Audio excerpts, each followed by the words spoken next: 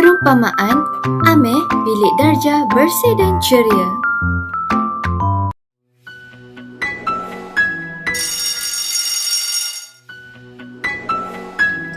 Baiklah kelas, minggu ni ada pertandingan Bilik Darjah Ceria dan Bersih. Kamu boleh hias kelas, buat papan kenyataan ataupun hasilkan bahan pendidikan kreatif. Cikgu, kita boleh buat poster bergambar, guna kad warna, lukis watak dan letak slogan kebersihan. Saya boleh bantu buat sudut bacaan mini. Kita susun buku ikut tema alam sekitar. Saya tak tahu cikgu. Saya tak pandai buat benda-benda macam ni. Amir, kamu kan pandai melukis. Janganlah jadi seperti harimau yang menyembunyikan kukunya. Harimau? Kenapa kaitkan dengan harimau cikgu? Saya kan manusia.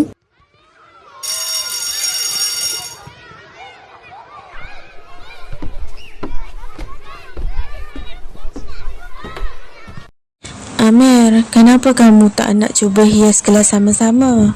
Kita semua sama je mula-mula. Kalau tak cuba, sampai bila pun kita tak tahu kita boleh buat ke tak.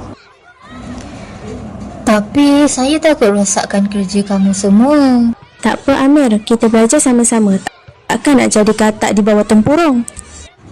Katak? Di bawah tempurung?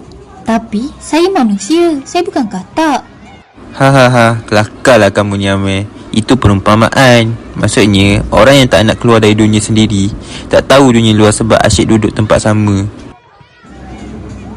Oh. Kalau katak duduk bawah tempurung, dia tak tahu dunia luar. Macam aku juga.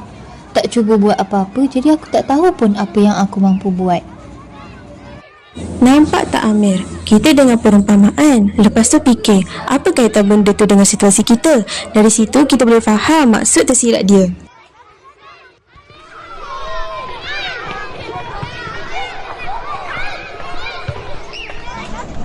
Nina, Faris, boleh saya tolong buat papan kenyataan? Saya nak cuba. Boleh sangat, jom kita ajar. Kamu kan pandai melukis. Jika tidak dipecahkan ruyung, manakan dapat sagunya? Yang tu pun perumpamaan ke? Ya, cuba fikir. Ruyung tu buluh dan sagu ada kat dalam dia. Kena pecahkan baru dapat. Maksudnya, usaha kena berani, baru dapat hasil. Macam kamu, kalau tak cuba lukis, mana tahu boleh hasilkan benda hebat. Sekarang aku faham. Perumpamaan ni tak semestinya masuk akal secara terus. Tapi bila difikirkan betul-betul, memang kena sangat dengan situasi kita.